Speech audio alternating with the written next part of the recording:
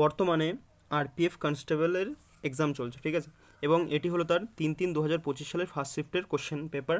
এবং এটি ডিসকাস করার একটাই অর্থ যে তোমাদের আমি মাত্র 10টা ক্লাস করিয়েছিলাম জিকে থেকে, সেখান থেকে কত পরিমাণে কোশ্চেন কমন আসছে সেটা দেখানোই একটা ফান্ডা।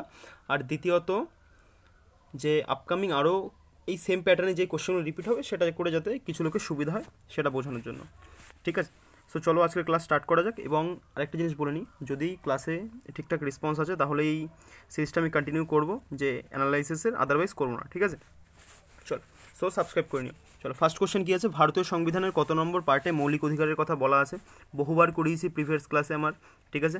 পার্ট 3-এ আছে এটি, এবং 12 থেকে 35 নম্বর আর্টিকেলে বলা আছে। তারপরে 2024-25 কেন্দ্রীয় বাজেটের ডিফেন্স কত পার্সেন্ট? এটি হলো 13.45%, কিন্তু যদি জিজ্ঞেস করা হয় কত পার্সেন্ট বৃদ্ধি পেয়েছে, এটা হবে 9.53%। তারপরে ভারতীয় সংবিধানের কত নম্বর আর্টিকেলে আইনের চোখে সমতার কথা বলা আছে? 14 নম্বর আর্টিকেলে, ঠিক আছে। এগুলো আমি ডিসকাস করেছি বা খুব বড় করে বলেছি আগের ক্লাসগুলোতে, এগুলো শুধু জাস্ট রিভিশন পারপাসে হচ্ছে, সো সেভাবে দেখে নাও, আমি আর ডিসকাস করবো না বড়োভাবে এগুলো, ঠিক আছে। তারপরে 1956 সালে কত নম্বর পঞ্চবার্ষিকী পরিকল্পনা ছিল? সেকেন্ড ছিল। পঞ্চবার্ষিকী পরিকল্পনা পুরো ছাল ছাড়িয়ে ফেলেছিলাম প্রিভিয়াস ক্লাসগুলোতে, দেখে আসো ভালো করে। তারপরে কুম্ভ মেলাকে কত সালে ইউনেস্কো অন্তর্গত করা হয় কুম্ভমেলাকে? ঠিক আছে, এটা হবে 2017 সালে, খুব ভালো প্রশ্ন। তারপরে জগন্নাথ পুরীর রথযাত্রা প্রতি বছর কোন মাসে পালন করা হয়? আষাঢ় মাসের শুক্লপক্ষে পালন করা হয়। সম্প্রতি ইরানের কোন রাষ্ট্রপতি হেলিকপ্টার দুর্ঘটনার মৃত্যু হয়েছে? এটা 2024 সালের মে মাসে সৈয়দ ইব্রাহিম রাইসির মৃত্যু হয়েছে, ঠিক আছে। তারপর father of green revolution of India কাকে বলা হয়? MS স্বামীনাথন। আর পৃথিবীতে যদি জিজ্ঞেস করা হয় ওয়ার্ল্ড বেসিস, তাহলে এটা হবে নরম্যান বোরলগ, বহুবার করানো কোশ্চেন। তারপর 2024 সালে ন্যাশনাল গেমস কোন রাজ্যে আয়োজন করা হবে বা করা হয়েছিল? এটা হয়েছিল 38 নম্বর ন্যাশনাল গেম, এটা হয়েছিল উত্তরাখণ্ডের দেরাদুনে। এবার যদি কারোর মনে হয় যে এই কারেন্ট অ্যাফেয়ার্সের ক্লাসগুলো তোমাদের দরকার, কমেন্ট করতে পারো, তাহলে আমি সেগুলো অ্যারেঞ্জ করার চেষ্টা করব। তারপর ভারতীয় সংবিধানের মৌলিক কর্তব্যের ধারণা কোন দেশ থেকে নেওয়া হয়েছে? বহুবার করিয়েছি, এটা ইউএসএসআর থেকে নেওয়া হয়েছে, আমাদের পার্ট 4-এ আছে, পার্ট 4-এর 51A-তে আছে, ঠিক আছে। আই থিঙ্ক ক্লিয়ার, মানে আর্টিকেল 51, এটা হলো আর্টিকেল। তারপরে বর্ডার রোড অর্গানাইজেশন এটি কত সালে তৈরি হয়েছে? 7 মে 1960 সালে তৈরি করেছে। তারপরে বয়েলস ল নিয়ে কোশ্চেন ছিল একটি, যে কি কোশ্চেন পুরোপুরি আমি অ্যাকচুয়াল জানতে পারিনি, কিন্তু বয়েলস ল নিয়ে কোশ্চেন ছিল, সেটাতে একটু বলে নিই বয়েলস লসটা।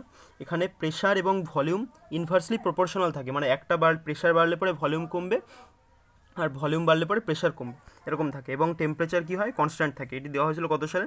1662 সালে। তারপরে এলপিজির মুখ্য উপাদান কি? বিউটেন আর প্রোপেন, আর বিউটেন বেশি থাকে, ঠিক আছে। তারপরে কোন পর্বতে পৃথিবীর সবথেকে বেশি বর্ষা হয়? এটি সবাই জানি আমরা, আমাদের এই ভারতবর্ষে অবস্থিত মৌসিন নামের চেরাপুঞ্জি, খাসি হিলে অবস্থিত। ভারতের সবথেকে বেশি সোনা উৎপাদন করে রাজ্য কোনটা? এটা হবে কর্ণাটক। বর্তমানে আরবিআই রেপো রেট কত পার্সেন্ট আছে? এটি হবে 6.25%। ইউনিফর্ম সিভিল কোড বহুবার করানো, এই আগের রেপো রেট এগুলো ডিসকাস করেছি আরও বড়োভাবে আমার এই প্রিভিয়াস ক্লাসগুলোতে। তারপরে ইউনিফর্ম সিভিল কোড 44 নম্বর আর্টিকেল আছে, কী করে মনে রাখতে বলেছিলাম যে 4 দেখো দুটোই সমান, সো এরকমভাবে মনে রাখবো যে ইউনিফর্ম সিভিল কোড এটা আমাদের আছে 44 নম্বর আর্টিকেলে। তারপরে 1920 সালে গান্ধীজি কোন আন্দোলনের নেতৃত্ব দিয়েছিল? অসহযোগ আন্দোলন বা নন কপারেশন মুভমেন্টের, ঠিক আছে। গুপ্ত যুগে সোনার মুদ্রা কী নামে পরিচিত? দিনার নামে পরিচিত। এবং যদি সিলভার বা রূপকটা জিজ্ঞেস করা হয়, সেটা রূপক নামে পরিচিত। তারপরে স্টেট অ্যাডমিনিস্ট্রেটিভ ট্রিব্যুনালের চেয়ারম্যানকে কে অ্যাপয়েন্ট করে? এটা হবে রাষ্ট্রপতি। নিচের কোন অপশানটি ডিপিএসপির অন্তর্গত নয়?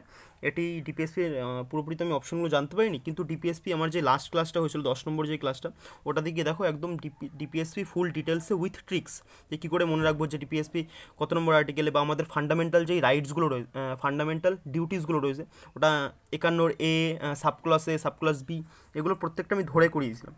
যদি বিশ্বাস না হয় গিয়ে দেখতে পারো, আশা করি ওগুলো দেখলে পরে আপকামিং যে এক্সামগুলো আসছে, মানে আপকামিং যাদের আছে সামনে পরীক্ষা, তাদের একটু হলেও সুবিধা হবে, ঠিক আছে।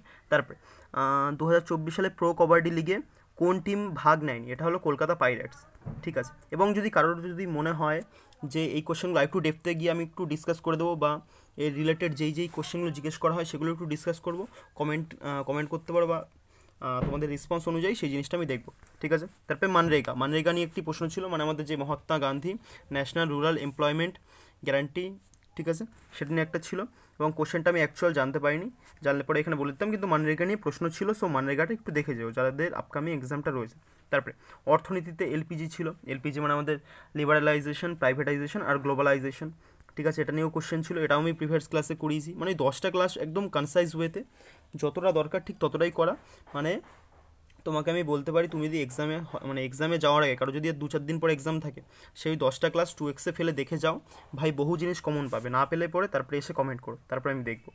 তার এই কটাই ছিল আজকের কোশ্চেন ফার্স্ট শিফটের, এবং নেক্সট শিফটগুলো আমি পাওয়ার সাথে সাথে আপলোড করার চেষ্টা করছি। ঠিক আছে, সাবস্ক্রাইব করে নাও এই সিরিজটা কন্টিনিউ করাতে হলে। চলো, থ্যাংক ইউ।